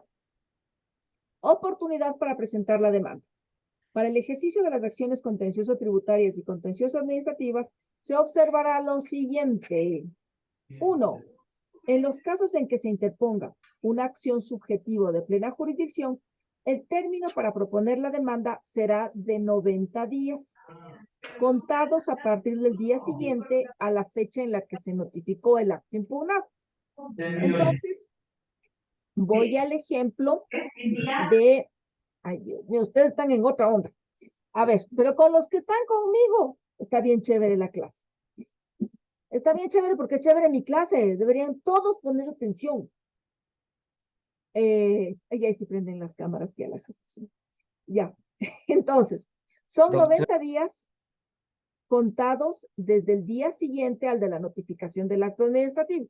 Y ahí es bien fácil, señores, porque claramente, si es que a mí me llega la notificación de que me negaron el permiso, entonces yo cuento desde el día siguiente, 90 días hasta llegar al contencioso, es tontera, y hace cómo transcurren los 90 días. Ahora, voy al caso que nos decía Santiago. Si es que tengo esta denegación tácita, que solo se da en la Contraloría General del Estado, ojo, respecto de recursos de revisión, ley especial, ley orgánica de la Contraloría General del Estado. Entonces, se da esta denegación tácita, presenta el recurso Santiago, a los 60 días no le contestan, desde el día 61 corre el término de los 90 días para irme al contencioso. ¿De acuerdo? Desde el día 61 contaría hasta irme efectivamente al contencioso 90 días, en ese caso específico. En el resto de casos es facilito, porque me voy desde que me notifican con el acto administrativo. María del Carmen, pero estos de Contraloría han tenido un año ahí la resolución y no me notificaban. Qué pena, oiga. Si después del año me notifican y usted tiene, esto se dictó el 4 de diciembre del 2022 y le notifican el 4 de diciembre del 2023, pues qué pena, yo tengo el acto administrativo, se hace eficaz desde que me notifican, no desde que se emite. A mí me notificaron el 4 de diciembre del 2023 y voy a contar los 90 días. 90 días término, es decir, no contamos feriados, no contamos fines de semana y no contamos la vacancia judicial. ¿Ya? En esos días no contamos los 90 días. Entonces, así está chévere, ¿no es cierto? Facilito 90 días. ¿Cuál es el problema? ¿Cuál es el problema de los 90 días? Nuestra idiosincrasia nacional, sinceramente. Porque en Francia tienen 60 días y no se hacen tantas bolas como nos hacemos nosotros. ¿Ya? Generalmente, para los que ejercen la profesión o los que hemos ejercido alguna vez en la vida, les aseguro que, a ver, vamos al caso del profesor destituido en el Magisterio Nacional. Ese profesor, al último que le va a regresar a ver es el abogado administrativista o a cualquier abogado. Primero se va a ir, va a venir a Quito, va a tratar de ver si el compadre, el amigo, el conocido le conoce al nuevo ministro de Educación, si es que hay algún contacto por ahí. Va a esperarle ahí afuera con una gallinita acullada al ministro, al subsecretario, a quien quiera que sea, pensando que lo va a arreglar así. Y no, señores, lo primero que nosotros deberíamos tener y culturalmente es, tengo un acto desfavorable, voy a buscar al abogado para poder presentar mi demanda. Y muchas veces da muchísima pena que la gente que tal vez tiene derecho llega después de los 90 días y ya no puede demandar. Después de los 90 días ni el Santo Papa de Roma puede interponer sus buenos oficios para que se califique esa demanda. Entonces, ya les digo, para mí el problema es la idiosincrasia nacional. Y les juro, porque eso sí, es que hablé con fulano, es que hablé con el mengano, es que hice esto, es que por ahí tengo un conocido, me va a dejar sin efecto. No, no se confíe de que le van a dejar sin efecto. Vaya, presente su demanda. En otras palabras, apúrese porque los 90 días usted está contra el tiempo y a veces los 90 días resultan muy cortos, sobre todo por el problema que trae el COGEP, esta carga al ciudadano de preconstituir la prueba. Entonces le toca conseguirse el expediente administrativo, conseguirse la resolución, conseguirse sus pruebas y es todo un cuento, eso se demora. Entonces, claro, usted está con los 90 días ahí casi encima y no se ha conseguido toda la prueba y no tiene todos los documentos porque le resulta muy corto el tiempo, porque el ciudadano en lo último que piensa después de tener una sanción administrativa es en demandar. Yo ya conozco mi gente. Y yo suelo contar el caso de una chica, no debe estar aquí, espero que no. Era una conocida que trabajaba donde yo trabajaba. Y resulta ser que le destituyeron a esta chica. Tuvo algún problema, pero en realidad fue súper injusto, porque era un tema de maternidad y le pusieron como abandono del puesto, ni sé cómo fue el rollo. Entonces, yo me acuerdo que era súper injusto lo que le hicieron a él. Entonces le veo un día en la institución y le veo, oiga, y le digo, oiga, ¿y usted no demandó? Dice, no, doctora, ¿sabe qué? Hablé con el mandamás de la institución y me dijo que venga nomás, que ya me va a arreglar. La chica tramitaba, la chica tenía procesos, la chica estaba haciendo todo el trabajo normal que solía hacer, con la única diferencia de que no timbraba porque estaba destituida. Y nunca le arreglaron la situación. Y ella habló con el mandamás y estaba confiada de que el mandamás le iba a solucionar. Pero ya frente a un acto administrativo sancionatorio, señores, ya no tiene usted mucho chance. O sea, ahí lo que difícilmente la administración pública va a rever su decisión. Es bien difícil que la administración pública haga una revisión de oficio. Es casi imposible que lo haga. Y ya si hay una sanción, vea, demande. Y eso también con el Contralor, que también es otra que también me encanta, que ya les estoy escuchando. Ay, ni sabe, María del Carmen. El Contralor ha sido hijo de Menganito. ¿Y qué amiga? Yo un amigo, el papá del Contralor, ya le voy a decir que me desvanezca. Que me desvanezca, no, impugne rápido. Si ya tiene una resolución administrativa, tiene que impugnar. Entonces, volviendo al tema, los 90 días se vuelven muy cortos porque nuestra gente, nosotros, no tenemos la cultura de me salió un acto desfavorable, impugno inmediatamente, sino que primero busco al compadre, a los conocidos, a los amigos, trato de ver por dónde logro entrarle a la autoridad. Y no es así, tenemos que tener la cultura de que hay que impugnar. Y yo me preguntaba, en Francia son 60 días, 30 días menos que nosotros, y ahí sí funciona. Es que culturalmente los franceses, que fueron los creadores de toda esta maravillosa jurisdicción contenciosa administrativa, tienen en mente que si me sale un acto administrativo desfavorable, tengo que tratar de buscar por dónde le desvanezco al acto. Santiago Laverde. Sí, doctora, justo un caso particular, más o menos de lo que usted nos comenta, fue, ¿se acuerda cuando hubo en esa época, creo que fue en el 2017 o 2013, no recuerdo muy bien, el decreto ejecutivo, el 813, que era la compra de renuncias a los servidores públicos? Hubo asimismo un caso en el que con ese decreto ejecutivo le terminaron la relación laboral de una persona con nombramiento definitivo que tenía en esa entidad. Y tal cual como usted dijo, ¿no? La persona sí que voy a hablar con la máxima autoridad, voy a hablar con tal persona, etcétera, etcétera, etcétera. Y pasó el tiempo y nunca le arreglaron. Y la persona lógicamente ya salió de la entidad, buscó trabajo en otra, porque en esa época les hacían devolver el dinero para que pueda trabajar en otra entidad pública. Tuvo que devolver el dinero para poder entrar a trabajar en otra institución pública. Pero de ahí no sé, más o menos de eso ya ha pasado alrededor de unos 10 años. Yo creo que se pueden todavía hacer tal vez algún tipo de impugnación, alguna acción de protección o algo relacionado, porque me parece que en el 2020 ese decreto ejecutivo 813 lo declararon inconstitucional, pero como el caso que le comentaba pasó en el 2013 y la ley no es retroactiva, entonces no sé qué criterio tiene usted o qué pensaría que pasaría ahí. Ya. A ver, ese es el problema que hay. Bueno, para mí la resolución que emitió la Corte Constitucional, que cierto es que es bien injusto. O sea, la compra de renuncias con indemnización es súper injusto. Pero hacer lo que hizo la Corte Constitucional con efecto retroactivo, en lugar de ayudar, genera un caos jurídico y una inseguridad jurídica bárbara. A mí me parece que la Corte Constitucional hizo muy bien en decir que eso es inconstitucional.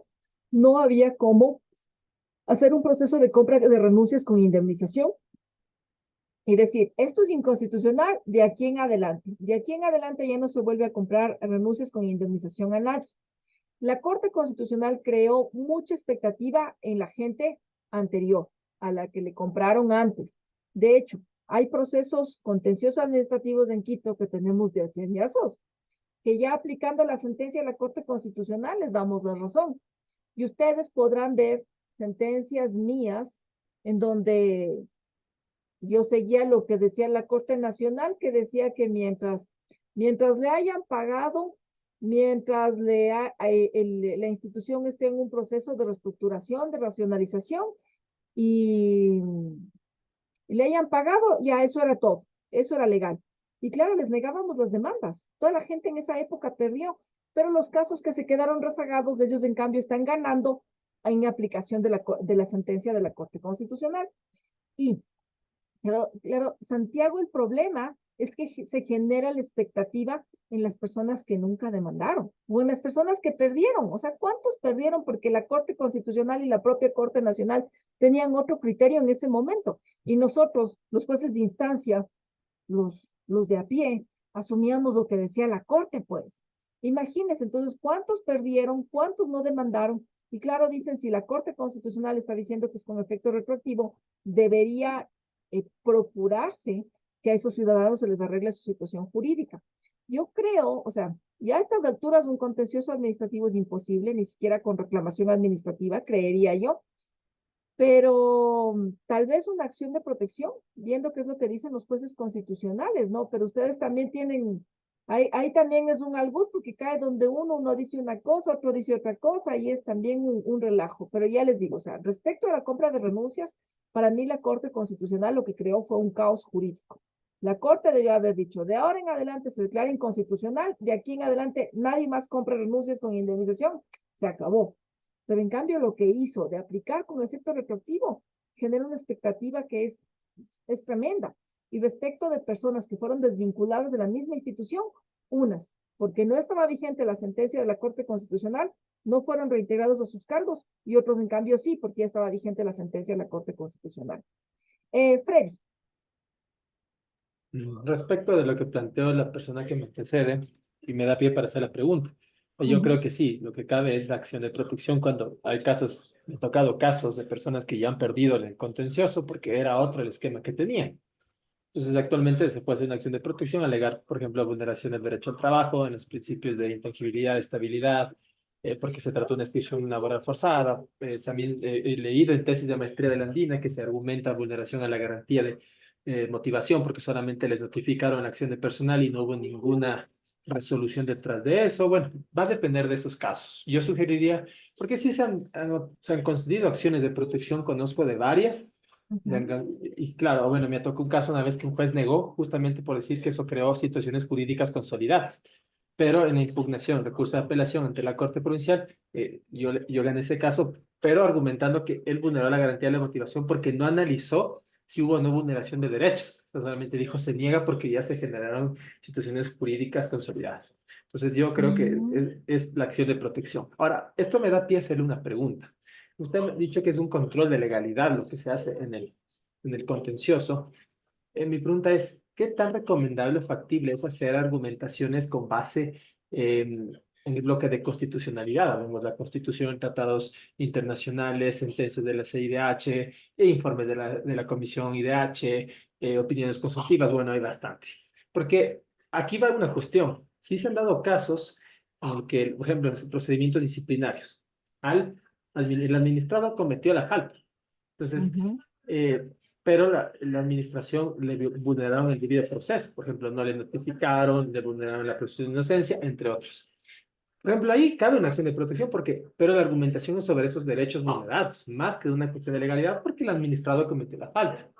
Pero yo digo, digamos que ya alguien se va al contencioso y quiere hacer una argumentación más enfocada al tema de los derechos, de las garantías del debido proceso, que es lo más común, que le vulneró la administración pública, ¿es recomendable o no se puede? Muchas gracias. Ya. A ver, Fred, usted me dice, ¿voy a defender a alguien que cometió la falta? Claro, está en su legal y está en el derecho. Entonces le vienen trayendo el caso y el ciudadano así, súper sincero, le dice, verá, doctor, realmente sí me jalé las cuadras. De gana hice eso. De gana abandoné el cargo.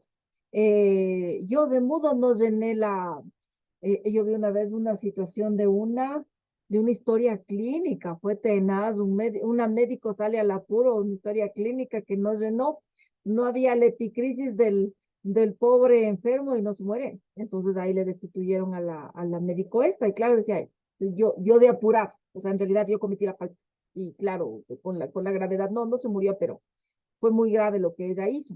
Entonces me dice usted, ¿y ahora cómo hago? O sea, ¿cómo impugno en el contencioso? Usted me dice que es un control de legalidad. El diablo está en los detalles, y los detalles están en el procedimiento administrativo. Entonces, por más que su cliente haya cometido la falta, véale si le notificaron con la falta, si es que esa falta realmente es por la que le tipificaron, porque la administración pública ecuatoriana le encanta hacer una cuestión, acusarle de algo y le termina sancionando por otra cosa. Tipicidad, solamente con la tipicidad. Yo sé que la tipicidad está en la Constitución y usted va a decir, a ver, primero, la tipicidad es una garantía del debido proceso que está en la Constitución, pero el tipo está en la ley, que le acusa de tal y tal cosa y terminan sancionándole por otra diferente. Entonces ahí usted puede encontrar un argumento. Ahora, en todo el procedimiento, supongamos que no tomaron en cuenta una prueba, que no le abrieron dentro del término legal la prueba, que no cumplieron con el término legal, que no le cargaron traslado con la prueba de la contraparte. Entonces, en el procedimiento, usted tiene una causal de nulidad de ese acto administrativo, porque el procedimiento estuvo mal hecho. Obviamente, el procedimiento está en las garantías del debido proceso de la Constitución, pero los tiempos y las formas y todo eso está en la ley. Entonces, usted puede tranquilamente ampararse en la Constitución, pero también en la ley. Entonces, la Constitución es la norma suprema que le establece el debido proceso y que hay que seguir un procedimiento legal. Y aterrizando en la ley, no se cumplió con el procedimiento que establece el COESCOP. no se cumplió con el procedimiento que establece la LOCEP por tal y tal cosa. Entonces sí se puede ir empatando con el tema constitucional. Ahora, en lo que yo sí les digo, el derecho al trabajo. O sea, el derecho al trabajo existe, pero en cambio no se vulnera el derecho al trabajo en un sumario administrativo. Entonces ahí se vulnera el procedimiento legal, porque no le abrieron el término a prueba, porque le acusaron de una cosa que no era, porque N cantidad de situaciones que se pueden dar en un procedimiento administrativo sancionador. Entonces sí se puede argumentar, pero claro, aterrizando ya en normativa secundaria. ¿Ya? Juan Angamarca. ¿Cómo está, profesora? Muy buenas noches con todos. Un poco para complementar la idea del colega quien hacía consultaba anteriormente, la Corte Constitucional emite una sentencia bastante agradable, es la sentencia 283-14 /EP/19. Aquí hace una diferenciación, o más bien hace una afirmación en el siguiente sentido. Dice, en este contexto se debe señalar que la acción de protección y la acción subjetiva en la vía contenciosa administrativa persiguen fines distintos. Mientras la primera tiene por objeto el amparo directo y eficaz de los derechos reconocidos en la Constitución, la segunda busca tutelar los derechos e intereses en las relaciones jurídicas con la administración pública. Es importante esta sentencia porque, claro, cuando en algún momento algún administrado demandó en la vía acción de protección y la vulneración de derechos constitucionales, se determinó que no existe tal vulneración. Entonces, lo que hizo es coger, copiar y pegar en la demanda de lo que demandó en la vía constitucional, en la vía contenciosa administrativa. Y ahí, efectivamente, en donde los jueces de lo contencioso administrativo de acá en la ciudad de Cuenca indicaban de que, claro, como ya se hizo un análisis de constitucionalidad en la vía constitucional, en la vía contenciosa administrativa no pueden hacer como tal un análisis del punto de vista constitucional, porque ya constituye, digamos, incluso una especie de cosa juzgada, ya existe un juez de esta naturaleza, pero respecto a la vía, digamos que al asunto de naturaleza legal, como no ha hecho alegación alguna al asunto de naturaleza legal, o sea, no tenía por qué pronunciarse tampoco el Tribunal de lo Contencioso. Entonces, un poco eso para complementar lo que decía el compañero. Gracias, Juan. ¿Nos podría dar de nuevo el dato de la sentencia? Ahora les comparto en el chat. Ay, a ver, qué efectivo el Juan. Enrique. Doctora, me queda una duda, o mejor dicho, quisiera su afirmación. Por ejemplo, los sumarios administrativos con nombres y apellidos, doctora, el SNAI, la Agencia Metropolitana de Tránsito, no citan de acuerdo al COESCO, es decir, no citan a los 3 días o no citan en su lugar de trabajo, citan a los 5 días, les llaman a talento humano porque las señoritas son bien cómodas y no pueden ir a su sitio de trabajo. En el SNAI específicamente aplican normas del COGEB, no aplican del COA, y al reclamo que yo les presento es porque así se aplica aquí, porque el COGEB dice que en materias no penales se aplican las normas del COGEB. Le digo, pero el COA tiene que ser aplicado, que no, que ahí se aplique el COGEB, y punto, y se acaba el problema. Y de esa manera imponen cómo se lleva un proceso. Ahora, ¿cuál es el verdadero problema? El problema es que los agentes civiles de tránsito, cuando ya terminan en los sumarios graves, por decirle algo, 70, 80 dólares, o en las destituciones, por ejemplo, por la demora del contencioso administrativo, que va a ser un juicio de 3, de 5 y hasta de 10 años, las personas como no tienen para demandar, para sostener un proceso, no lo hacen. Pero de acuerdo a lo que yo le escucho, doctora, todas estas normas vendrían a estar fuera del contencioso administrativo, bueno, no fuera del contencioso administrativo, sino fuera del procedimiento administrativo que debe seguirse. Y si demandamos al contencioso, el juicio estaría ganado. Entonces, su criterio, por favor, doctora. Bueno, verá que el problema con la aplicación del COESCOB era la falta de reglamento, ¿no? Entonces, como no había reglamento, ahí sí se iban con el COA, con el COGEP, con lo que había para aplicar. Pero siempre y cuando no se vulneren derechos, y si hay una normativa especial, hay que aplicar la normativa especial secundaria que hay, porque ese es el tema que nosotros tenemos de aplicar lo que se nos ocurre. Y, o sea, no le puedo decir, depende de cada caso, pero obviamente usted tiene que alegar que no se aplicó la norma pertinente al caso, ¿ya? Entonces, esto siempre puede generar problemas. Yo me acuerdo que cuando recién se expidió el COA, la Contraloría empezó a aplicar el COA, cuando ellos tienen su normativa especial. Y claramente el COA establecía que no era aplicable para los procedimientos de control gubernamental. Y los señores de estos empezaron a aplicar el COA y se hicieron un lío. Y hay juicios ganados por aplicación del COA, porque obviamente ellos tenían su normativa específica, que es la que tenían que aplicar.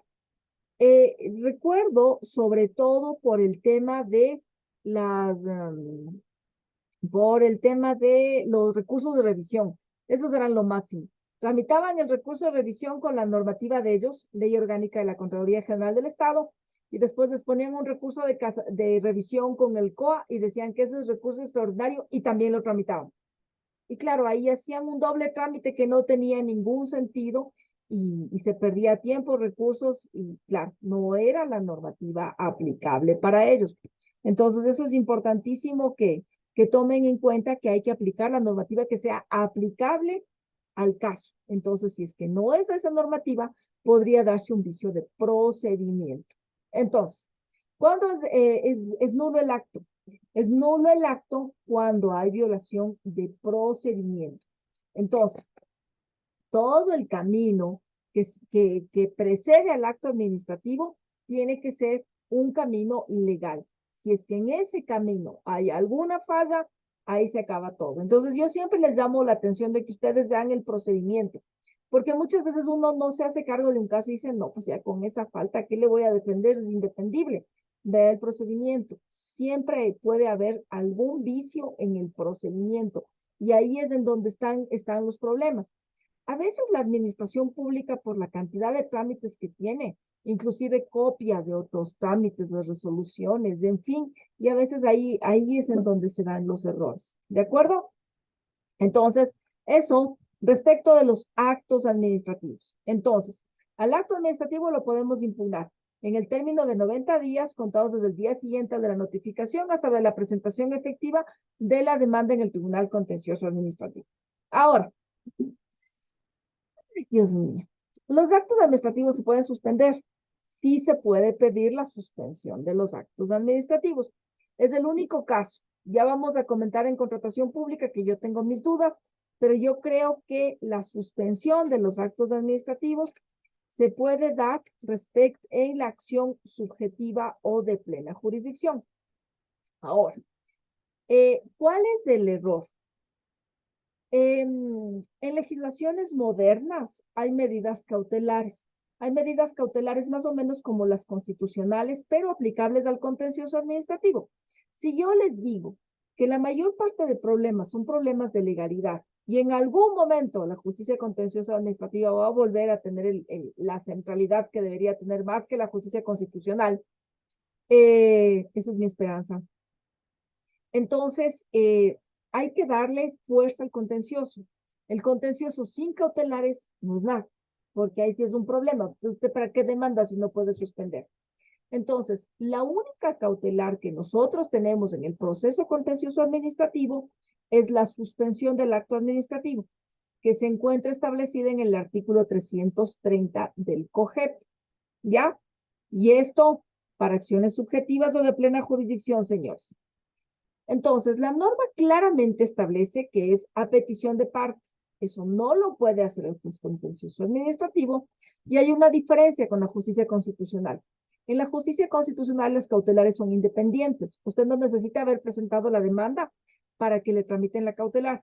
En el contencioso administrativo usted tiene que presentar con la demanda la medida cautelar de suspensión del acto administrativo. ¿Ya? Entonces, este es un error recurrente. Siempre la gente es, ay, pero ¿por qué no me suspende? No le suspenden porque primero usted no lo pide en la demanda. Usted tiene que pedir en la demanda la suspensión del acto administrativo y tiene que establecer claramente para que el juez contencioso administrativo conozca cuál es el perjuicio en la demora. ¿Por qué hay un perjuicio en que se demore tanto el juicio contencioso administrativo y la apariencia de buen derecho? La idea de que usted tiene el derecho a que se le suspenda. Entonces, ¿qué es lo que suele hacer la gente? Por tantas demandas que veo diariamente. Entonces, ponen generales de ley, acto administrativo impugnado, narración de los hechos y en 3 líneas suspensión del acto administrativo. Entonces, si usted pide en 2 o 3 líneas la suspensión, sin justificar el perjuicio en la demora y la apariencia de buen derecho, con la misma viada que usted pidió en 3 líneas, en las mismas 3 líneas le va a negar el contencioso, el juez. Entonces usted tiene que hacer un ejercicio mucho más detallado para poder pedir la suspensión del acto administrativo, haciéndole notar al juez contencioso administrativo cuál es el perjuicio en la demora. Ahora, yo vi un caso, y este es de contratación pública. Yo vi un caso de contratación pública donde, esto se presentó en Puerto Viejo, donde el contratista le dijo, ya, verás, me terminaron unilateralmente el contrato, acto administrativo, ya les voy a contar cómo se impugna. Entonces, me terminaron unilateralmente el contrato, pero yo, empresa constructora, yo constructor, mantengo a tantos empleados, tengo que cubrir la nómina de ni sé qué, tengo que cubrir la deuda y lo que me endeudé para poder hacer tal obra, qué sé yo, y mandó con planillas, con peritaje contable, con ni sé qué, con ni sé cuánto. Entonces, claro, él hacía un análisis de todo lo que él perdía por la demora en el proceso y todo lo que le corría en intereses y cómo tenía que seguir pagando la nómina de sus empleados y todo lo que se le venía. Y fue un tema súper interesante porque fue un trabajo súper bien elaborado antes de presentar la demanda. Ya les digo que fue hasta con peritaje. Y claro, si usted lo explica así de bonito, ya cualquiera entiende, pues. Entonces, claro, fue una explicación, me pareció súper acertada. Porque yo he visto N cantidad de pedidos en temas de contratos públicos en donde no me piden al momento de presentar la demanda, primer error, cuando la norma dice claramente que tiene que ser al momento de presentar la demanda, me piden ya cuando está calificada la demanda, piden la suspensión del acto administrativo. Y ahí ya no procede. Y después vienen con un montón de pruebas. Yo una vez doy una charla y me preguntan de la suspensión del acto administrativo en contratación pública y les digo que deben justificar y ni sé qué. Bien mandados.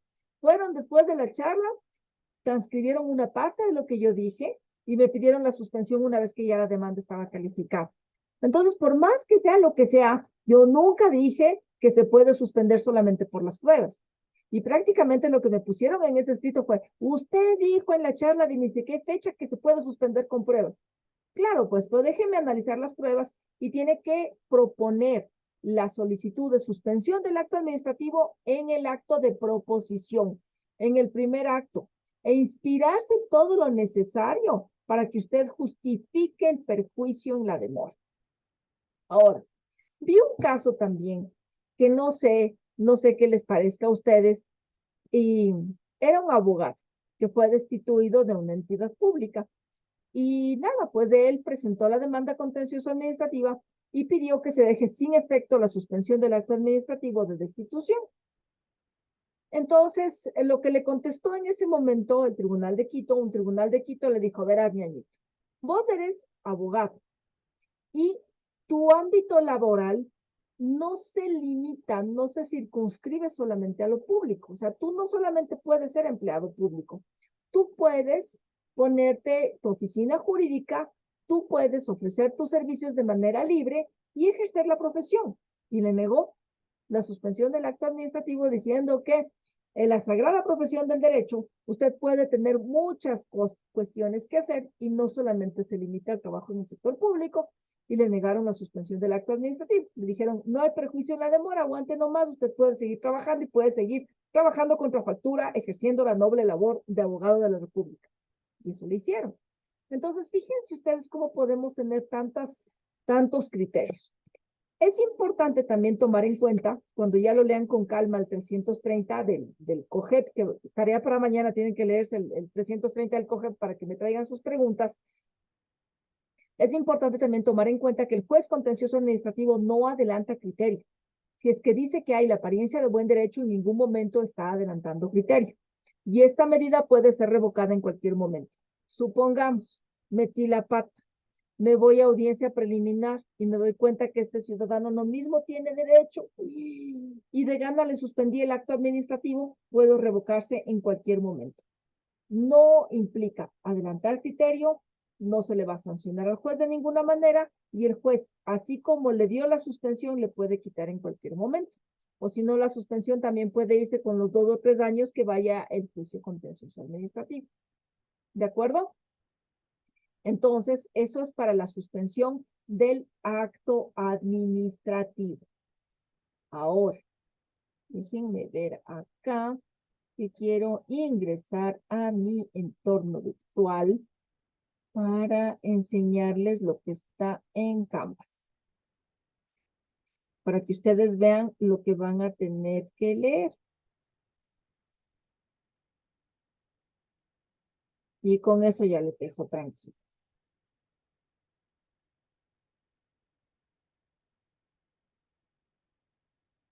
¿Qué me pide aquí que me registre de nuevo?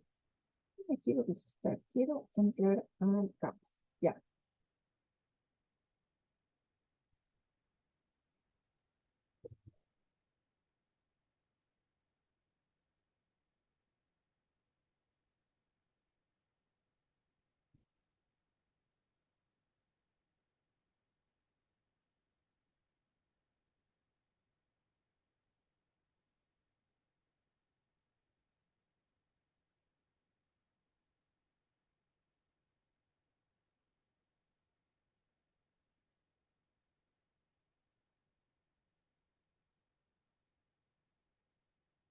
Qué bonito se me demora. Aquí está un diplomado.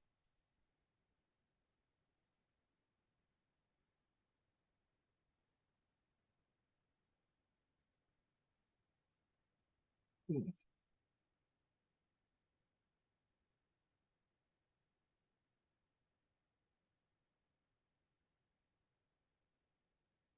Ya. Ahora sí. En el... ¿Dónde está? ¿Por qué no me sale mi diplomado? Ya. Listo. Ustedes ya van a encontrar la primera parte de mi módulo, que está en el módulo 6. A ver. Yo quisiera que revisen la lectura que dice control jurisdiccional, que es la diferencia entre la acción subjetiva y objetiva, que es la que vamos a analizar mañana, y esta sentencia de la Corte Nacional, la 17.811-2018, 713, que les dice cuándo es acción subjetiva y cuándo es acción objetiva. ¿De acuerdo? Entonces, la lectura del control jurisdiccional y la sentencia es. Las dos cuestiones quisiera que les revisen para mañana, porque mañana vamos a ver la diferencia para la acción subjetiva de plena jurisdicción versus la acción objetiva. ¿Ya? La acción subjetiva persigue la impugnación de un acto administrativo. La acción objetiva de un acto normativo, de un reglamento, de una ordenanza, de una norma inferior a la ley. ¿Ya? La acción subjetiva es la más común de todas, por eso no vamos a leer acciones subjetivas, sino que vamos a ir a ver acciones objetivas, para que ustedes vean cuándo se impugna, cómo es el tiempo y cuál es la diferencia. ¿De acuerdo? Entonces, quisiera preguntarles, ¿si encontraron en el Canvas las dos lecturas que haríamos del control jurisdiccional y la otra de la diferencia entre acciones subjetivas y objetivas? Básicamente lo que quiero es que me sigan con el ritmo de la clase porque vamos a seguir avanzando con las clases. Todas las preguntas, dudas, comentarios que surjan, si es que no entienden algo, me avisan porque vamos a seguir viendo. Y no quiero que se me pierdan en estos temas porque las acciones vamos a seguir avanzando y hay un montón de acciones, hay un montón de cosas de las cuales tenemos que conversar que son bien interesantes, entonces no quiero que se me queden. Entonces, si es que no entienden algo, pregunten con toda confianza. Y a los que no escucharon la clase, se queda grabada para que puedan escucharla cuando tengan tiempo, porque lo que se dice aquí es bien interesante. Y sobre todo es útil. Ustedes van a ver puros sentencias de la Corte Nacional y de la Corte Constitucional, ¿de acuerdo? Así que bueno, con esto faltando 10 minutos y como ya me estoy quedando sin voz, concluimos la clase. Mañana les espero a la misma hora por el mismo canal. Me ha dado mucho gusto. Espero que les haya gustado la clase. Verán que mis clases son dinámicas, son entretenidas. Yo enseño las cosas bonitas. Así que por eso prendan la cámara.